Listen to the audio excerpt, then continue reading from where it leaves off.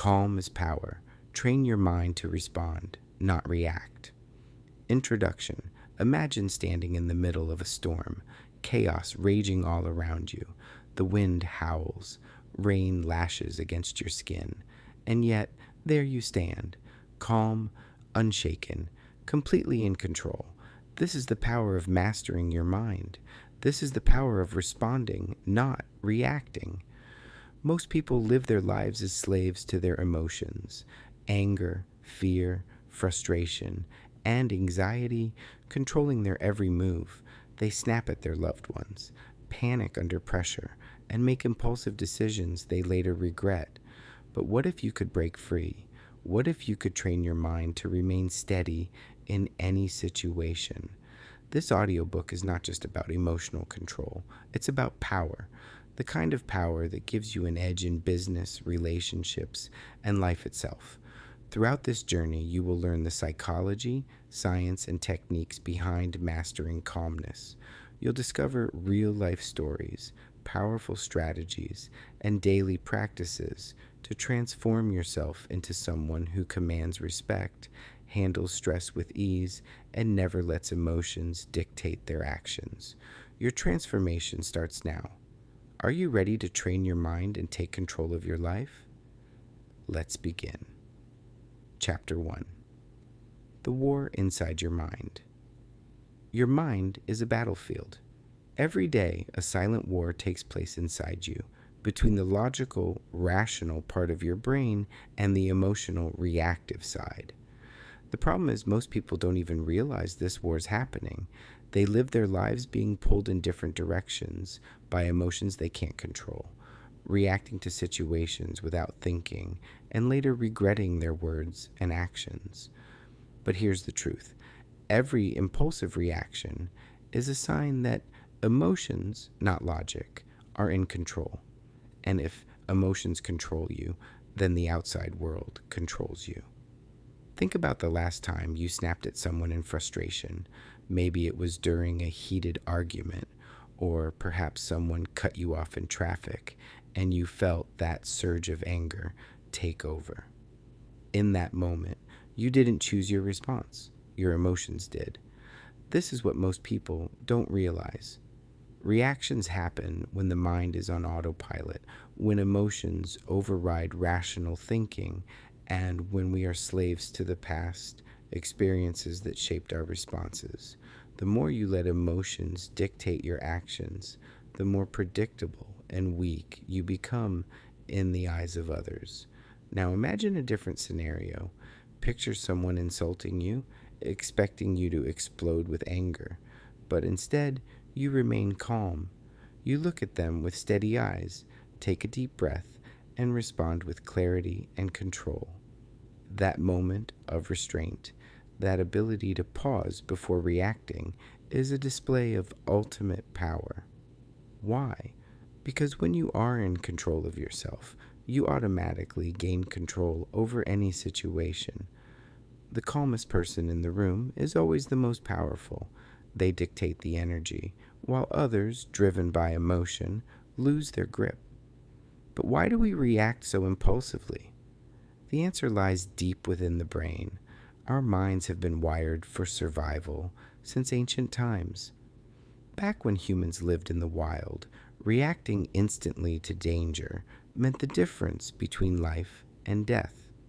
That's why our brain has something called the amygdala, often referred to as the emotional brain.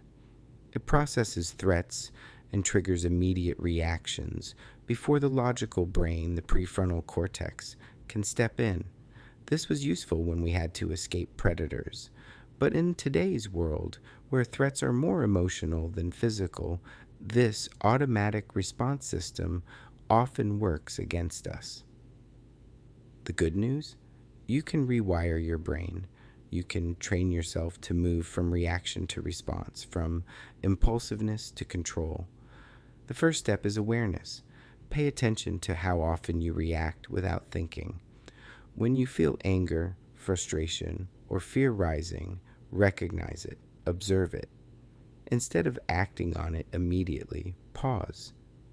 That tiny moment of hesitation is where your power begins. The longer you hold your reaction, the more time you give your logical brain to step in.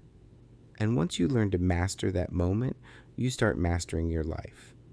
The war inside your mind isn't won overnight, but with training, you can become the commander of your own thoughts. And when you do, the world will no longer control you. You will control it. Life is a series of moments, and within each moment lies a choice. When faced with stress, conflict, or unexpected challenges, you can either react on impulse or respond with intention. This simple yet powerful distinction is what separates those who are controlled by their emotions from those who control their destiny. The ability to pause before reacting is the foundation of emotional intelligence, self-mastery, and true power. It may seem like a small act, but in reality, it is the single most effective tool you can use to take control of your life. Most people don't pause. They react. Someone insults them, and they fire back without thinking. They receive bad news, and panic sets in immediately. Someone criticizes their work, and they get defensive.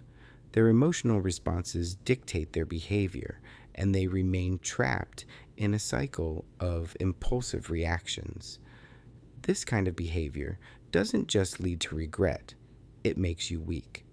When you are reactive, you are predictable, and when you are predictable, you are easily manipulated. The world and the people around you can push your buttons, control your emotions, and make you dance to their tune. But the moment you learn to pause to break this automatic cycle, you become untouchable. Pausing before reacting is not just about suppressing emotions, it's about reclaiming your power. When you pause, you give yourself the gift of time. Time to process, time to reflect, and most importantly, time to choose a response that aligns with your values and long-term goals. Think of the most powerful, influential, and respected individuals in history. They weren't impulsive. They didn't let emotions dictate their decisions. Instead, they mastered the art of the pause, using patience and self-control to handle even the most intense situations with wisdom and composure. Take, for example, Abraham Lincoln. He was known for writing what he called hot letters, letters filled with all the anger, frustration, and raw emotions he felt in the heat of the moment. But here's what made Lincoln different. He never sent them. He would write the letter, set it aside, and return to it later. More often than not, by the time he revisited it, his emotions had settled, and he realized that sending the letter was unnecessary. This practice allowed him to navigate conflicts with diplomacy and avoid unnecessary disputes. His ability to pause before reacting helped shape him into one of the greatest leaders in history. Now, consider your own life. How many arguments, misunderstandings, or regrets could have been avoided if you had just paused for a moment before reacting? How many relationships could have been saved? How many better decisions could you have made? The truth is, your first reaction is rarely your best reaction. Reacting is emotional, but responding is powerful. The difference between the two is that response comes from a place of clarity, while reaction comes from a place of impulse. So how do you train yourself to pause? The first step is awareness. The next time you feel an intense emotion, whether it's anger, frustration, anxiety, or even excitement, recognize it. Catch yourself in the moment. This is crucial because awareness alone disrupts the automatic reaction cycle. Instead of allowing your emotions to take over, tell yourself, pause, breathe, observe. These 3 simple words can transform your life. The second step is breathing. When you pause, take a deep breath. It may sound simple, but deep breathing sends signals to your brain that it is safe, activating the parasympathetic nervous system, which calms your mind and body. Just one deep breath can shift your entire state of being. Try this. Inhale slowly through your nose for 4 seconds. Hold for 4 seconds. then exhale for 6 seconds. This activates your rational brain and helps you regain control before responding. The third step is delayed response. You don't have to respond immediately. Give yourself permission to wait. In the heat of the moment, everything feels urgent, but in reality, very few situations require an immediate response.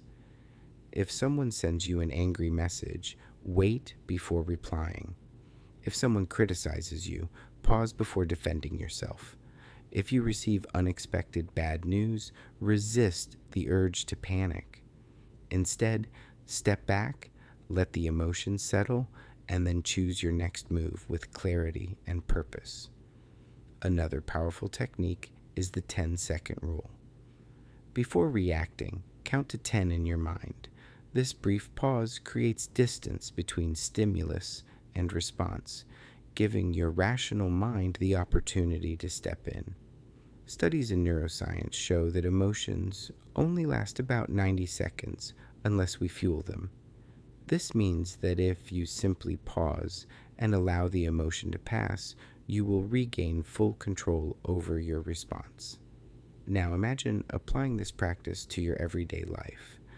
Imagine no longer getting pulled into pointless arguments, no longer letting stress control your decisions, and no longer regretting your words or actions. Imagine handling every situation with a sense of calm, confidence, and power. This is what mastering the pause gives you, the ability to dictate how you experience life instead of letting life dictate how you feel. The world around you will not stop testing you. People will provoke you. Situations will challenge you.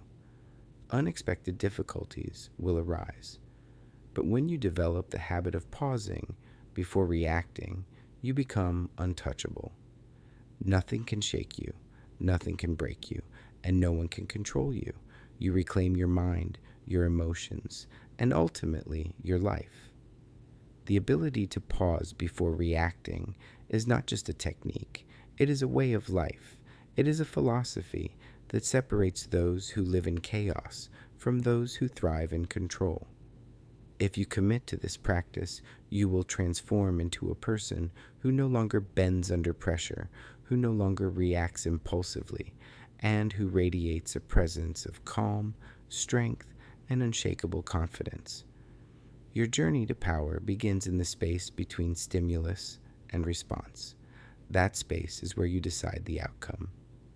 Master the pause, and you master your life. Chapter 3. The science of staying calm. Have you ever seen someone stay calm in a stressful situation while others panic, shout, or break down? Maybe it was a teacher handling an angry student, a leader making a tough decision, or an athlete staying focused under extreme pressure. These people don't stay calm by accident. They have trained their minds to respond instead of reacting. The good news? You can do the same. To understand how to stay calm, we first need to understand why people react emotionally. It all starts in the brain. There's a part of the brain called the amygdala, which acts like an alarm system. Its job is to protect you from danger by making you react quickly. Imagine you're in a jungle and a tiger jumps out. Your amygdala immediately signals your body to fight or run. This is called the fight or flight response. Your heart beats faster, your muscles tighten, and your brain focuses only on escaping danger. Now, in today's world, you're not running from tigers, but your brain still reacts the same way to modern problems: failing an exam, receiving bad news, getting criticized, or feeling embarrassed. The amygdala treats emotional stress like physical danger, which is why people panic, get angry, or freeze under pressure. But here's the secret. There's another part of your brain called the prefrontal cortex. This is the thinking brain responsible for logic, problem solving, and decision making. The more you strengthen this part of your brain, the more you can control your emotions and respond instead of reacting. Imagine your amygdala as an overprotective alarm system, and your prefrontal cortex as a wise leader. If the leader is weak, the alarm system takes over. But if the leader is strong, it can calm the alarm and handle the situation wisely. So, how can you train your brain to stay calm? Here are some of the most powerful techniques. The first technique is controlling your breath. When you're stressed, angry, or nervous, your breathing becomes shallow and fast. This sends a signal to your brain that you are in danger, making you more emotional. But if you control your breathing, you send a different message. I am calm, I am in control. Try the 4-4-6 breathing method. Inhale through your nose for 4 seconds, then hold your breath for 4 seconds. Then exhale slowly through your mouth for 6 seconds. Repeat this 3 to 5 times until you feel calmer. This technique slows your heart rate, relaxes your muscles, and activates your logical brain.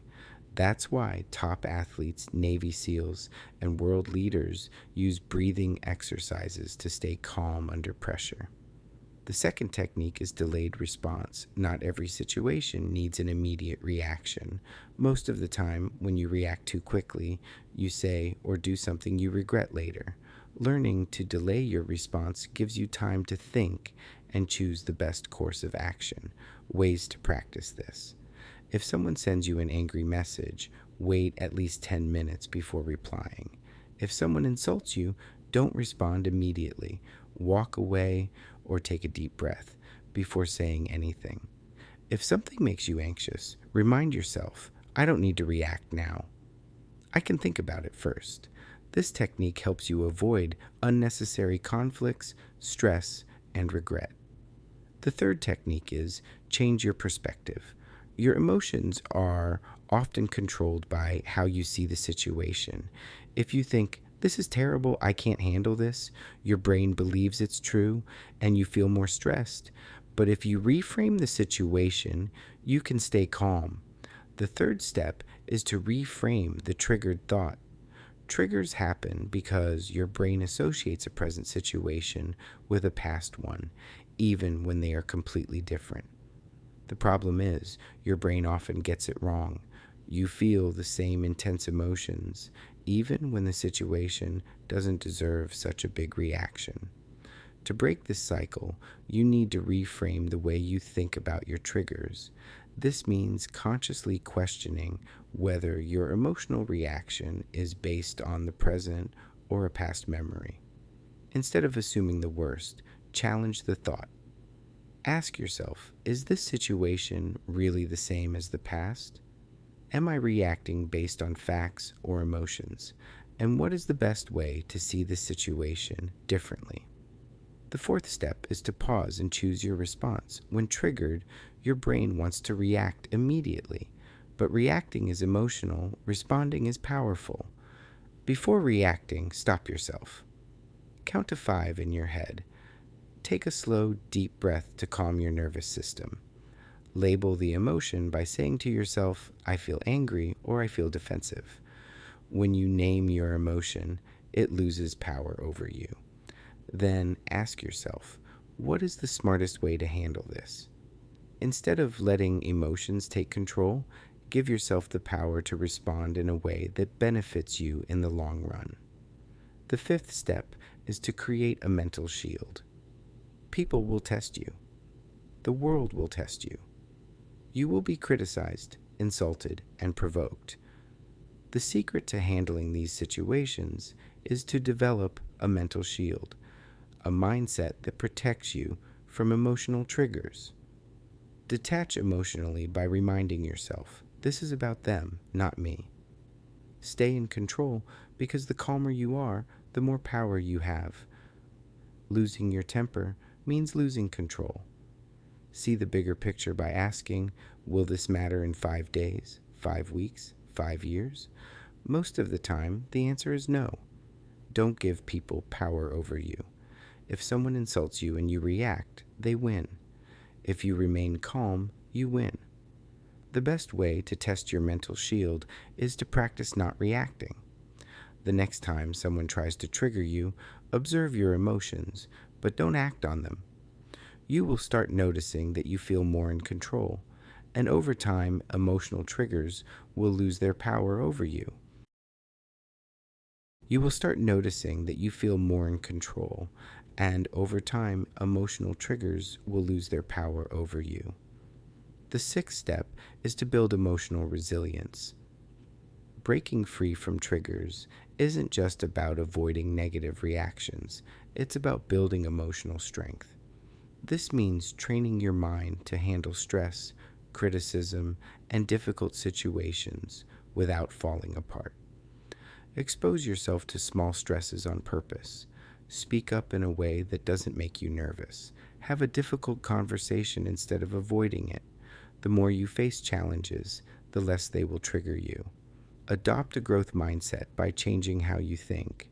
Instead of thinking, I can't handle this, start thinking, this is a chance to grow stronger.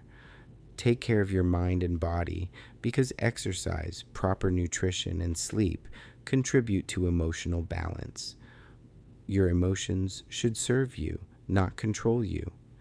Triggers can make you a prisoner of your past, but once you understand and control them, you become free. Imagine living in a way where criticism doesn't shake you, insults don't get a reaction from you, and stressful situations don't make you panic. That level of control is possible, but only if you do the work. The next time you feel triggered, don't fall into the same old reaction. Instead, pause, breathe, reframe, and respond with control. This is how you go from being emotionally reactive to emotionally powerful. Remember, you are not your emotions. You are the one who controls them. The more you train yourself, the less power anything or anyone has over you. And when you master this skill, nothing can break you. Chapter 5.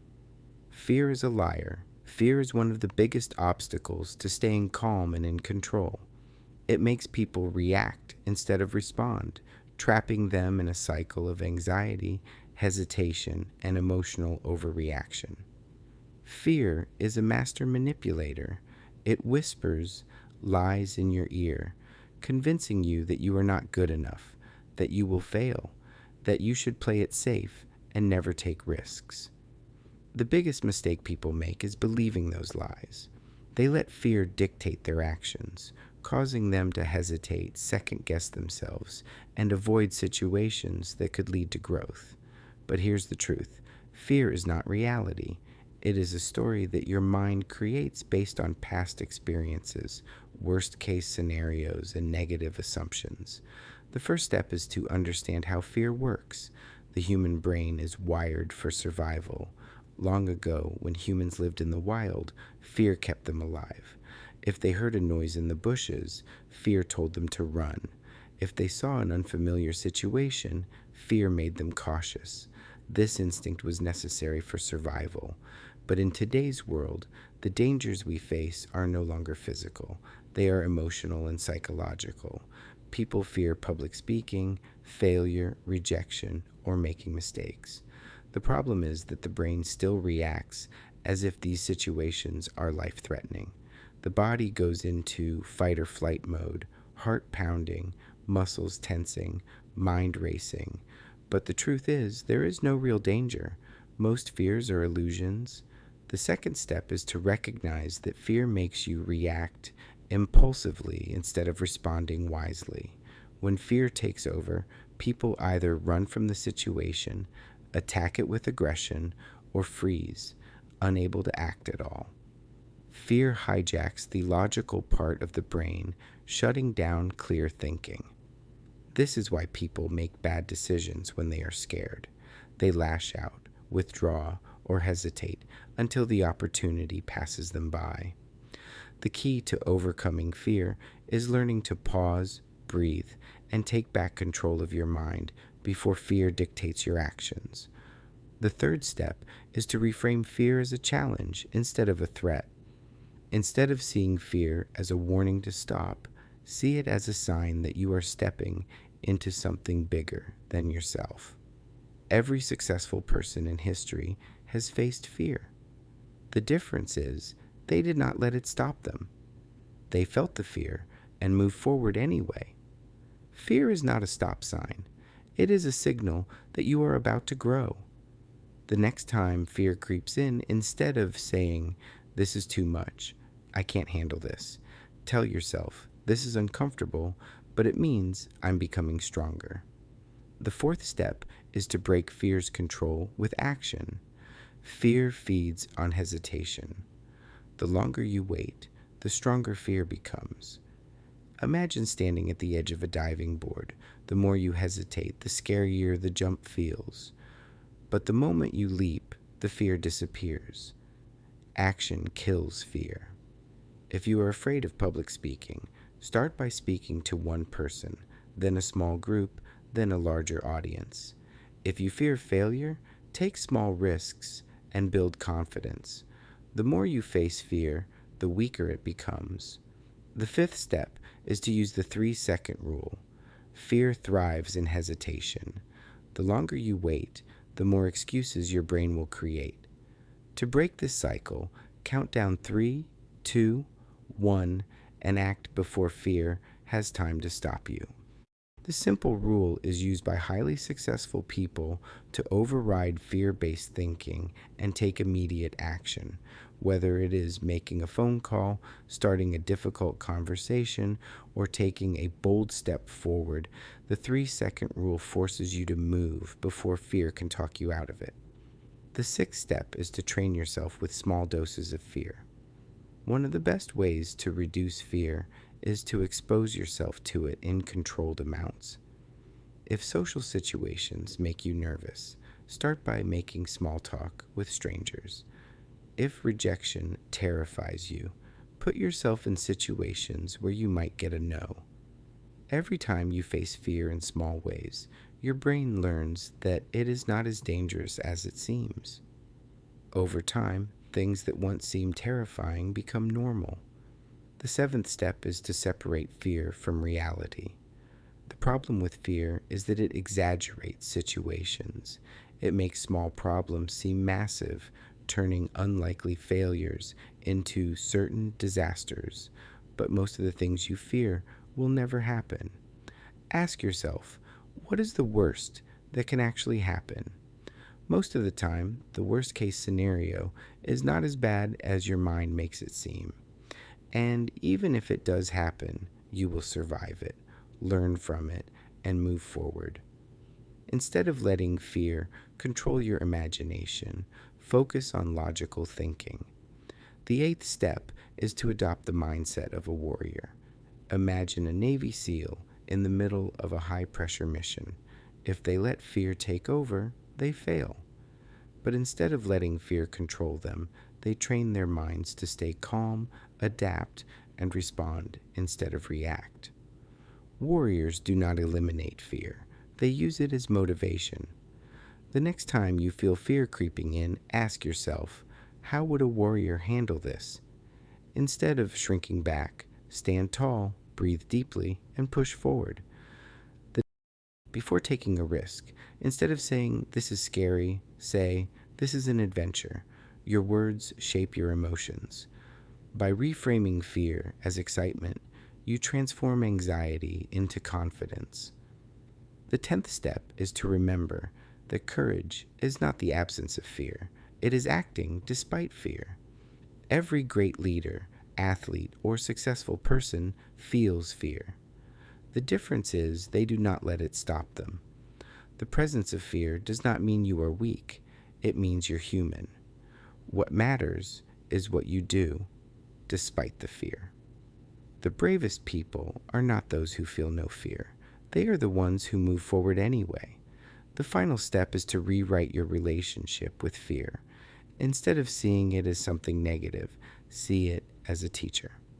Fear shows you where your limits are so you can push past them. Fear forces you to grow if you let it. The choice is yours. You can let fear control your life, or you can control fear.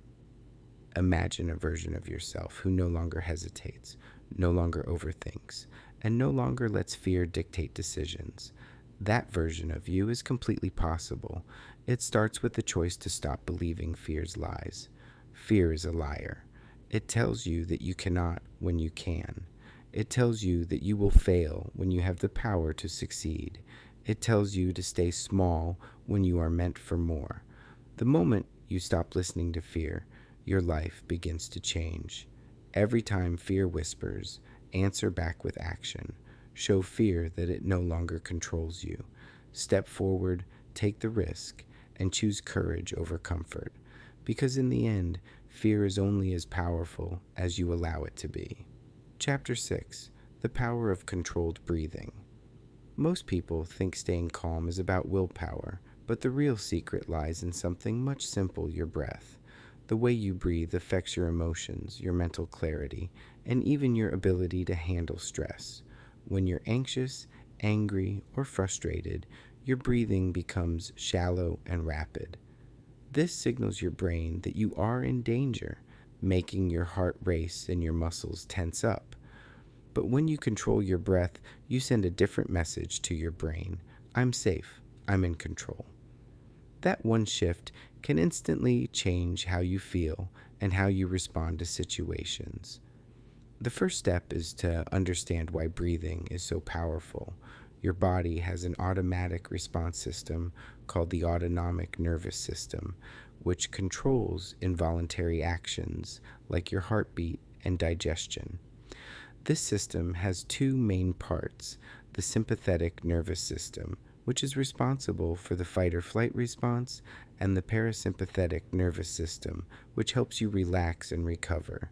When you're stressed, your sympathetic system takes over, making you feel tense, emotional, and ready to react. But when you take slow, deep breaths, you activate the parasympathetic system, telling your body to calm down. This is why controlled breathing is one of the fastest ways to shift from an emotional reaction to a thoughtful response. The second step is to learn the 4-4-6 breathing technique. This is a simple yet powerful method that helps you regain control in moments of stress. To practice it, inhale deeply through your nose for 4 seconds, hold your breath for 4 seconds, and then exhale slowly through your mouth for 6 seconds. The key is to make your exhale longer than your inhale, because this signals your body to relax. The next time you feel overwhelmed, try this technique for a few minutes. You will notice that your heart rate slows down, your mind clears, and your emotions settle. The third step is to use breathing to stop anger before it controls you. Anger is one of the most dangerous emotions because it makes you react impulsively, often leading to regret. When you feel anger rising, take a deep breath and focus on slowing down your exhale.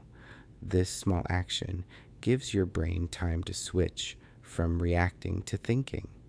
If someone says something that upsets you, instead of snapping back, inhale deeply and exhale slowly before responding. This 1-second pause can prevent arguments, maintain relationships, and keep you in control of your emotions. The fourth step is to practice the box breathing method. This technique is widely used by Navy SEALs, athletes, and high-performance professionals to stay calm under extreme pressure. To do this, breathe in for 4 seconds, hold your breath for 4 seconds, exhale for 4 seconds, and then hold your breath again for 4 seconds before repeating the cycle. The steady rhythm of box breathing helps to reset your nervous system, keeping you focused and composed, even in the most stressful situations. The fifth step is to use breathing for anxiety relief. Anxiety often comes from overthinking the future or worrying about things you can't control. When this happens, your body responds as if there is a real physical threat, even if the danger only exists in your mind.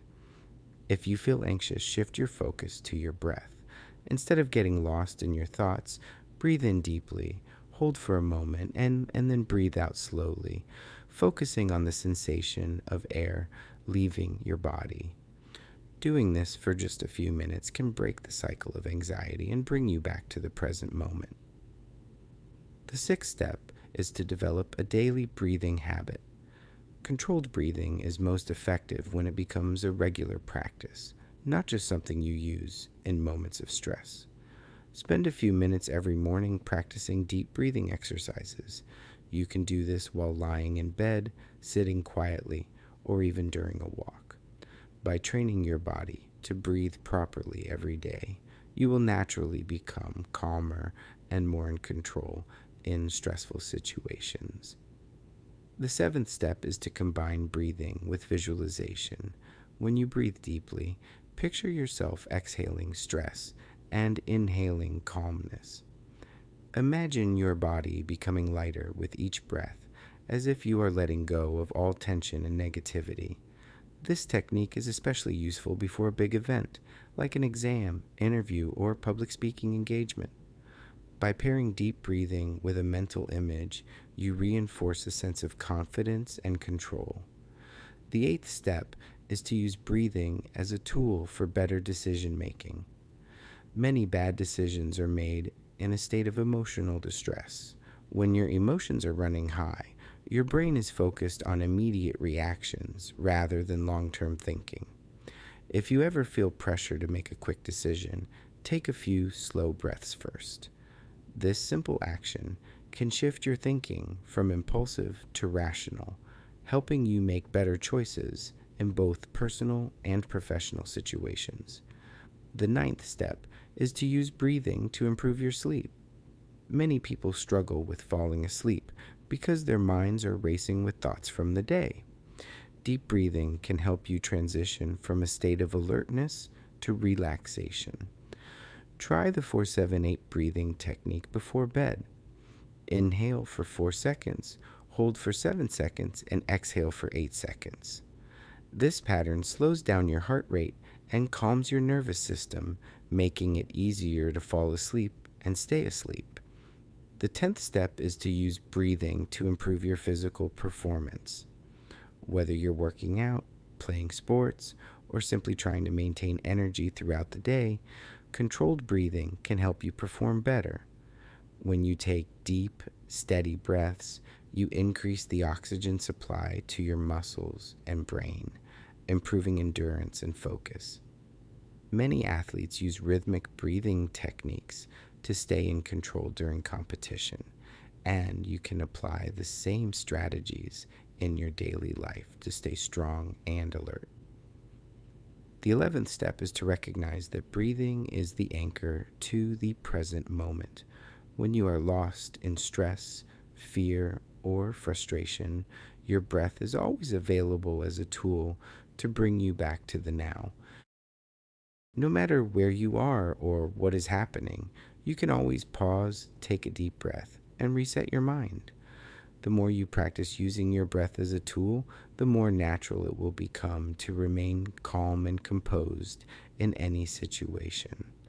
The final step is to understand that breathing is not just a technique, it is a way of life. The way you breathe affects the way you feel, think, and act. By mastering controlled breathing, you gain the ability to manage stress, control emotions, and make better decisions.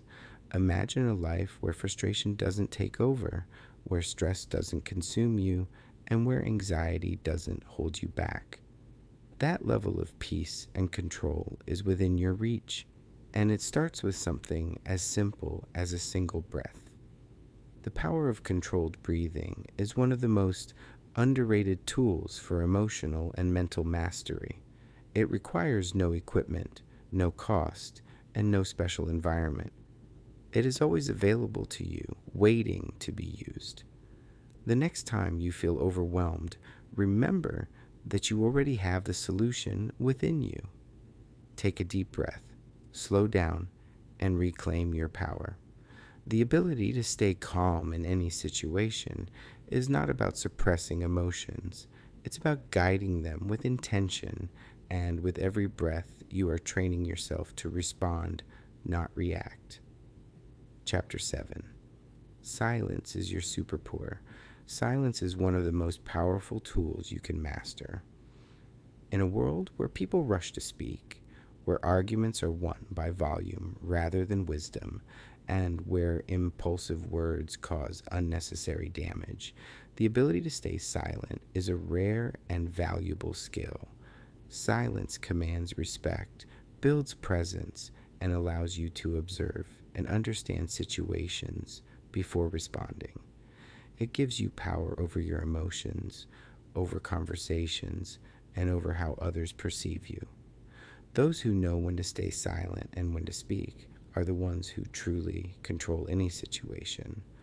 The first step is to understand why silence is so powerful. Most people assume that the loudest person in the room has the most control, but in reality, it is the one who listens more than they speak who holds the real power. When you speak too quickly, you reveal your emotions, thoughts, and weaknesses before you have had time to assess the situation. But when you stay silent, you give yourself time to think, to observe, and to respond with clarity instead of reacting emotionally. Silence creates a sense of mystery, making people pay more attention to you when you do choose to speak. Those who talk less are perceived as more confident, more intelligent, and more in control. The second step is to master the power of the pause. Most people feel the need to fill silence with words, even when they have nothing valuable to say. They blurt out thoughts impulsively, say things they regret, or reveal too much information. But when you pause before speaking, you give yourself time to choose your words carefully. In a conversation, when someone asks you a question, instead of answering immediately, pause for a moment. This pause gives your mind time to form a thoughtful response rather than reacting impulsively. It also makes people listen more carefully to what you say because it signals that you are choosing your words with intention. The third step is to use silence as a tool for control in conversations. People who struggle with emotional control often talk too much, especially when they feel nervous, anxious, or defensive. When they are criticized, they rush to defend themselves. When they feel uncomfortable, they ramble. But silence is a much more powerful response. Imagine someone insults you or tries to provoke you. If you react immediately with anger, you give them exactly what they want, a response. But if you remain silent, looking at them calmly without saying a word, they lose their power. Silence forces them to feel uncomfortable, to second-guess themselves, and to wonder what you are thinking. This is why silence is often the best response to negativity. It makes you appear unshaken, unaffected, and completely in control. The fourth step is to understand that silence is a sign of confidence. People who lack confidence often feel the need to prove themselves through words. They interrupt, they over-explain, they try to impress others by talking constantly. But truly confident people do not need to prove anything. They know that their presence, their actions, and their carefully chosen words are enough. They are comfortable with silence because they are secure in themselves. When you learn to stay silent instead of rushing to speak, people begin to see you as more confident, more self-assured, and more powerful. The fifth step is to use silence in negotiations and arguments. In any negotiation, the person who speaks first usually loses. Silence creates pressure. When you make an offer or state your position, remain silent and wait. Most people feel uncomfortable with silence, so they rush to fill the gap, often by giving away more than they intended. The same applies to arguments. When someone is trying to provoke you, silence makes them uneasy. Instead of arguing back, simply pause, take a breath, and say nothing. This forces them to reflect on their words and often weakens their position. The sixth step is to practice active listening. Most people do not listen to understand, they listen to respond. They are so focused on what they will say next that they miss important details. But when you practice active listening, giving your full attention without interrupting, you gain valuable insights. You pick up on things others miss. You understand people's true intentions, and you build deeper connections. When you listen more than you speak, you become a person of wisdom rather than someone who speaks just to be heard. The seventh step is to use silence to process emotions. When something upsets you, your first reaction is often impulsive and emotional, but reacting immediately usually leads to regret. Instead of speaking when you're angry, anxious, or overwhelmed, practice staying silent. Give yourself space to process your emotions before responding. This prevents you from saying something you will later regret and allows you to choose a response that is in line with your values and long-term goals. The ability to stay silent in moments of emotional intensity is a true sign of self-mastery. The eighth step is to use silence to create presence and respect. Some of the most respected individuals in history were people of few words. They did not speak often, but when they did, their words carried weight. This is because they understood the power of restraint.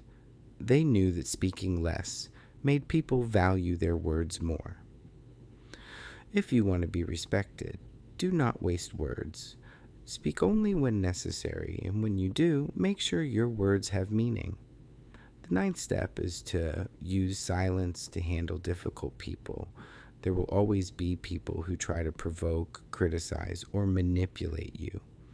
The best way to deal with them is through silence. When someone tries to start an argument, do not engage. When someone insults you, do not respond.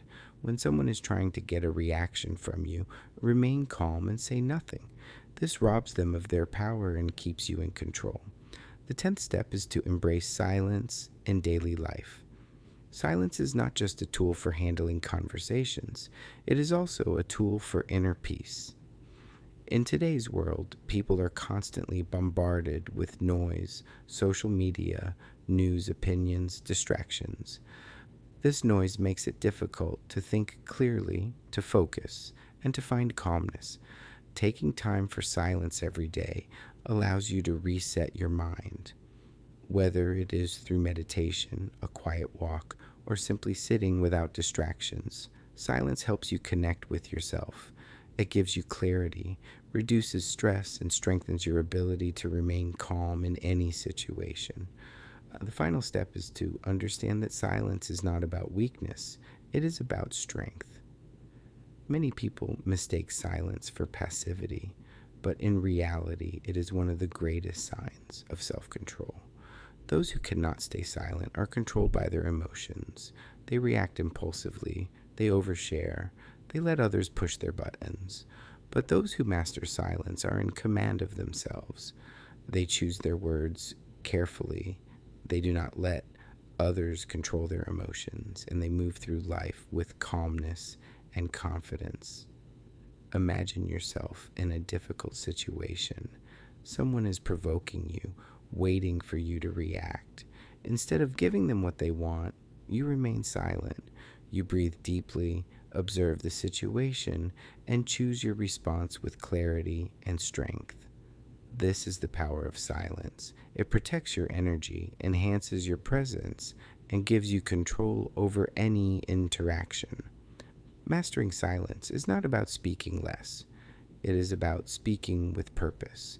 It is about knowing when to stay quiet, when to listen, and when to let your presence speak louder than words.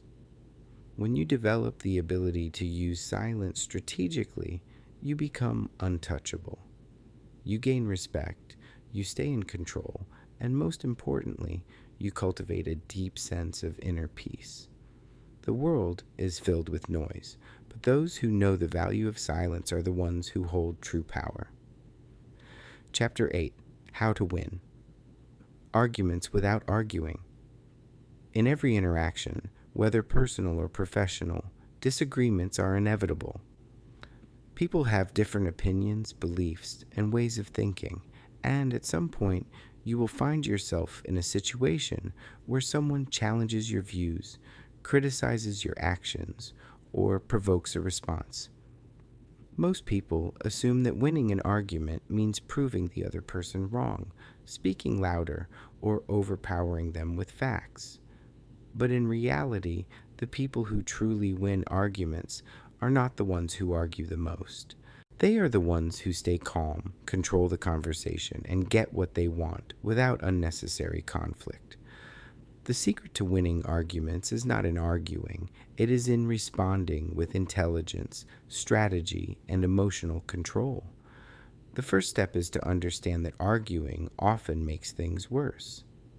When emotions take over, logic disappears. Most people do not argue to find the truth, they argue to defend their ego. They want to be right more than they want to understand. As a result, arguments often escalate into personal attacks, frustration, and resentment.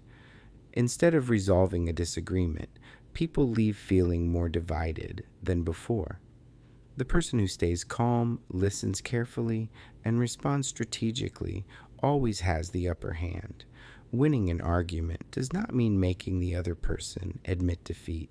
It means controlling the situation in a way that benefits you without unnecessary conflict. The second step is to control your emotions before responding.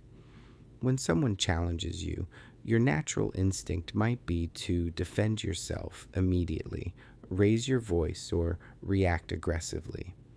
But reacting emotionally puts you at a disadvantage. It makes you look weak and impulsive, while the person who remains calm appears stronger and more in control. Before responding, take a deep breath, slow down your reaction, and remind yourself that your goal is not to argue. It is to guide the conversation in a way that benefits you. The calmer you are, the more power you have in any discussion.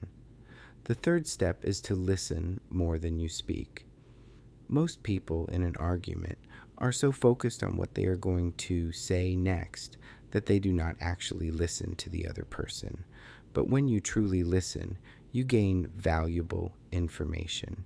You understand the other person's fears, frustrations, and motivations.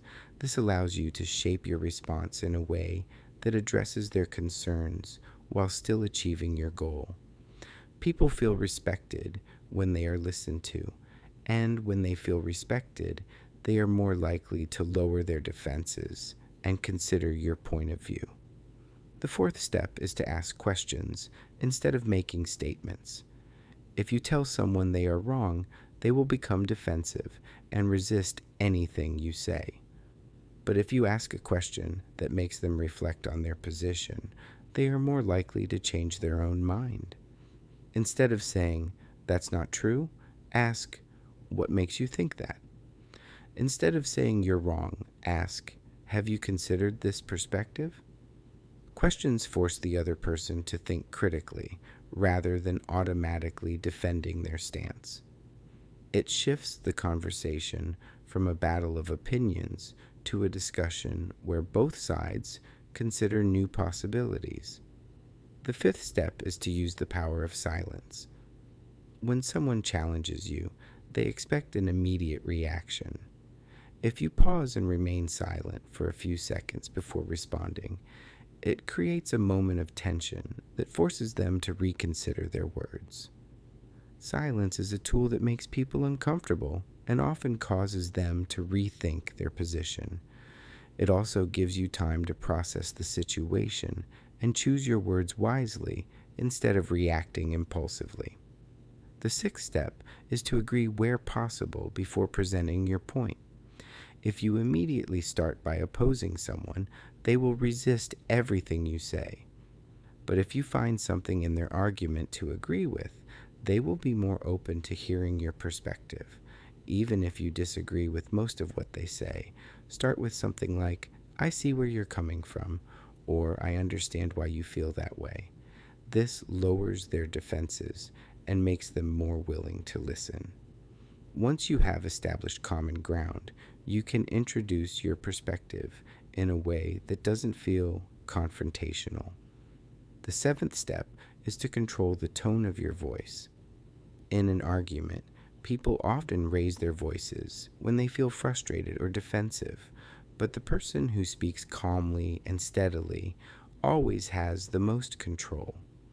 When you lower your voice instead of raising it, the other person subconsciously lowers theirs as well. A calm voice makes you appear confident, rational, and in control. It also forces the other person to listen more carefully because they have to focus to hear what you are saying. The eighth step is to reframe the argument in a way that benefits both sides. Instead of trying to win by making the other person lose, find a way to present your position as something that benefits them as well. People are more likely to change their minds when they feel like they are gaining something rather than losing. If you make them feel like accepting your point of view is in their best interest, they will be more open to considering it. The ninth step is to avoid personal attacks at all costs. The moment an argument turns into insults, accusations, or character attacks, it is no longer about the topic. It is about defending pride. When you remain respectful, even if the other person becomes aggressive, you maintain control over the conversation. Responding with insults or sarcasm only escalates the situation. Instead, stay calm, keep your words measured, and focus on the issue rather than attacking the person. The 10th step is to know when to walk away. Not every argument is worth engaging in. Some people are not looking for a solution, they just want to fight. If someone is too emotional, too aggressive, or unwilling to listen, the best strategy is to disengage. Walking away is not a sign of weakness. It is a sign that you value your energy and peace of mind. If an argument is not productive, calmly say, "I don't think this conversation is going anywhere," and remove yourself from the situation. People who master the art of walking away when necessary always maintain control over their emotions and their environment. The final step is to remember that true power comes from emotional control. Arguments are won not by those who shout the loudest, but by those who stay the calmest. The ability to remain composed, listen carefully, and respond strategically gives you the upper hand in any conversation. People who can keep their emotions in check while others lose control always come out ahead. Imagine yourself in a heated discussion. The other person is becoming frustrated, raising their voice and trying to push your buttons. But instead of reacting emotionally, you stay calm. You pause before speaking, listen carefully, and ask thoughtful questions. The other person, expecting a fight, is caught off guard by your composed response. Slowly, their defensiveness lowers, and the conversation shifts from confrontation to understanding. By the end, you have guided the discussion in your favor without ever needing to argue. Winning arguments without arguing is not about manipulation or trickery. It is about being emotionally intelligent, understanding human nature, and using communication effectively.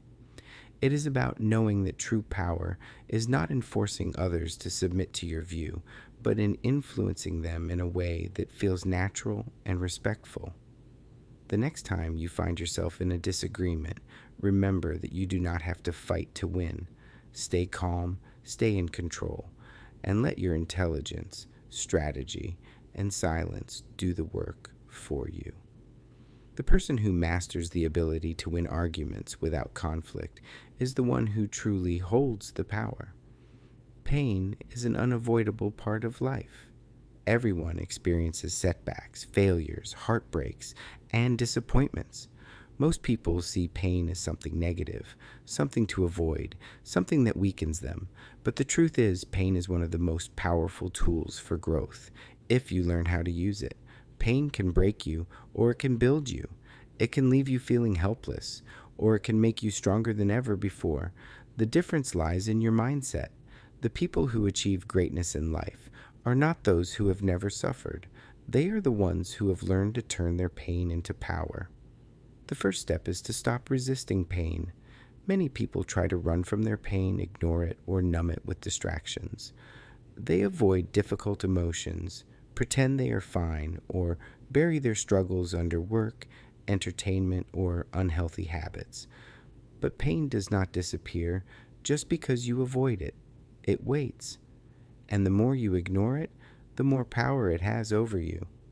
The only way to turn pain into power is to face it head on. Instead of running from it, acknowledge it. Instead of suppressing it, allow yourself to feel it fully. This is not a sign of weakness. It is the first step toward transforming pain into strength. The second step is to understand that pain is a teacher.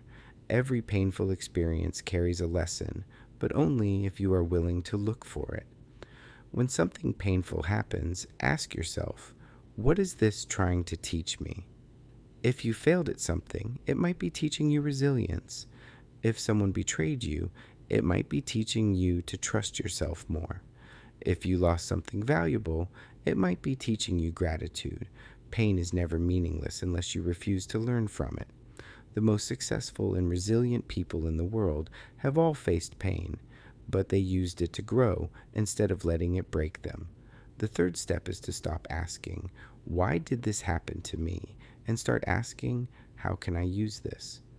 Many people get stuck in a victim mindset. They focus on how unfair their pain is, how difficult their circumstances are, and how life has treated them badly. But this mindset keeps them powerless. Instead, shift your thinking. Instead of seeing yourself as a victim of your pain, see yourself as someone who is being shaped by it.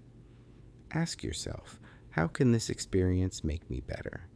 Instead of dwelling on what was lost, focus on what can be gained. The fourth step is to transform pain into fuel. Pain creates intense emotions, anger, sadness, frustration. Instead of letting these emotions consume you, use them as fuel to push forward. Some of the most successful people in history were driven by their pain. Athletes train harder because they remember the pain of losing. Entrepreneurs build empires because they remember the pain of struggle. Artists create masterpieces because they channel their heartbreak into their work. Pain, when directed properly, can create unstoppable motivation. The next time you feel pain, instead of drowning in it, use it as energy to take action. The fifth step is to find meaning in your struggles. The most powerful way to transform pain is to turn it into something bigger than yourself. Some of the greatest leaders, speakers, and influencers have used their own pain to help others. They turned their experiences into books, speeches, businesses, and movements. They did not just overcome their pain, they gave it a purpose. If you have gone through pain, you have wisdom that others need. Use your story to inspire, to guide, and to lift others up. When you do this, your pain no longer feels like a burden. It becomes a source of purpose. The sixth step is to build mental toughness through pain. Every time you survive something painful, you become stronger. When you lift weights, your muscles grow because they are broken down first. The same happens with your mind. Pain breaks you down, but if you endure it, you come back stronger. People who have never faced hardship often crumble when things get tough, but those who have faced pain, survived it, and learned from it, develop an unshakable mindset. The key is to push through the discomfort instead of giving in to it. Every time you endure pain without breaking, you build a stronger version of yourself. The seventh step is to refuse to let pain define you.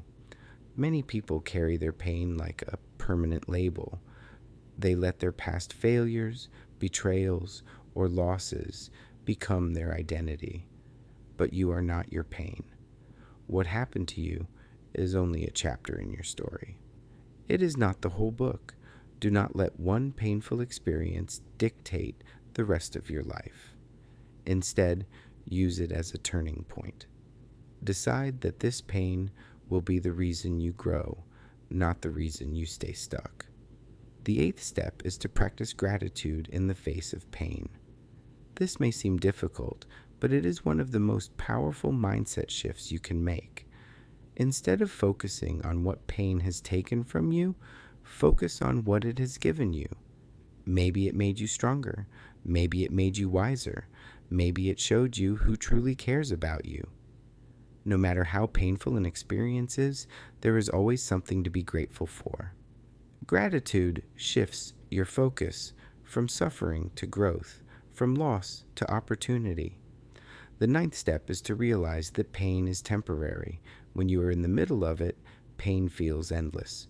But nothing lasts forever. Time moves forward, wounds heal, and emotions fade. What feels overwhelming today will be just a memory in the future. The key is to remind yourself that you can survive this. You have survived every painful experience in your life so far. You are still here. You are stronger than your pain. When you remember that pain is temporary, you stop letting it control you. The 10th step is to turn pain into wisdom. Pain forces you to look at life differently. It shows you who you are, what you can endure, and what truly matters. People who have never faced struggles often lack depth and perspective, but those who have been through pain develop a wisdom that cannot be learned in any other way. Use that wisdom. Apply it to your life. Use it to make better decisions, to help others, and to create a future that is stronger than your past. The final step is to let pain make you better, not bitter. Many people allow pain to make them angry, resentful, and closed off. They build walls around themselves, afraid to trust, afraid to try again. But that is not strength. That is fear, disguised as strength. True strength is using pain to become wiser, kinder, and more resilient. True strength is saying, yes, this hurt me, but I will not let it harden me. I will use it to grow. Imagine looking back on your life years from now. Will you see yourself as someone who let pain hold them back, or as someone who used every challenge as a stepping stone to greatness? Pain is inevitable, but suffering is a choice. You can let pain break you, or you can let it build you. The most powerful people are not those who have never been hurt. They are the ones who turn their pain into power. Starting today, refuse to be controlled by your past. Refuse to let pain make you small. Instead, use it as a source of strength. Turn every failure into a lesson. Turn every setback into a comeback. Turn every hardship into a reason to rise. Pain is not the end of your story. It is the beginning of something greater. And once you learn how to use it, nothing can stop you. Chapter 10. Training your mind. Like a Zen warrior. The mind is like a battlefield. Every day you face distractions, stress, doubts, and emotions that try to pull you in different directions. If your mind is weak, you will be controlled by circumstances. If your mind is strong, you will control how you respond to everything. The key to mental strength is training your mind like a Zen warrior. A Zen warrior is not someone who fights battles with weapons. They fight battles within themselves. They train their mind to remain calm under pressure, to make clear decisions, and to stay focused regardless of what is happening around them. This level of mental discipline does not happen by accident. It is developed through consistent training. The first step is to master the art of stillness. Most people live in a constant state of mental chaos. Their thoughts race, their emotions shift unpredictably, and they react to everything happening around them. A Zen warrior trains their mind to be still, even when the world is chaotic.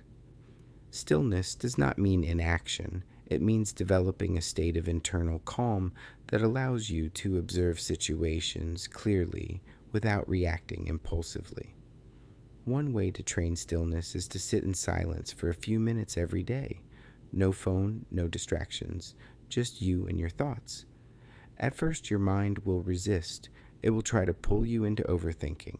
But the more you practice, the more you will develop the ability to sit with your thoughts without being controlled by them. The second step is to train your breath. Breathing is the foundation of mental control. When you control your breath, you control your emotions. When you lose control of your breath, your emotions take over.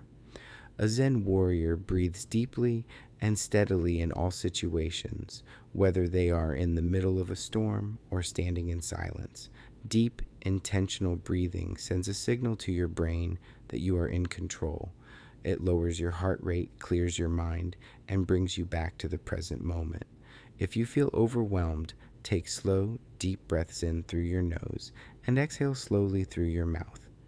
This simple technique can instantly shift your mental state from reactive to responsive.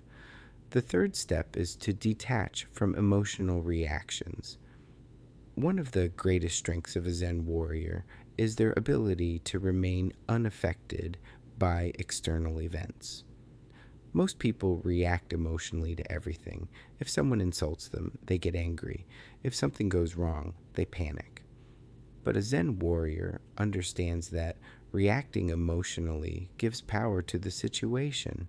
Instead, they pause before responding. The next time you feel yourself getting emotional, take a step back and observe what is happening. Ask yourself, is this worth my energy? Will this matter in a year? Am I reacting or responding? Developing this habit allows you to remain in control no matter what is happening around you. The fourth step is to train your mind to focus on the present. The human mind has a tendency to dwell on the past or worry about the future. This creates unnecessary stress and anxiety. A Zen warrior trains themselves to be fully present in the moment. They do not waste energy regretting what has already happened or fearing what might happen. Instead, they focus completely on the task in front of them. You can train this ability by practicing single tasking. When you are working, focus only on the work. When you are eating, focus only on eating. When you are talking to someone, give them your full attention.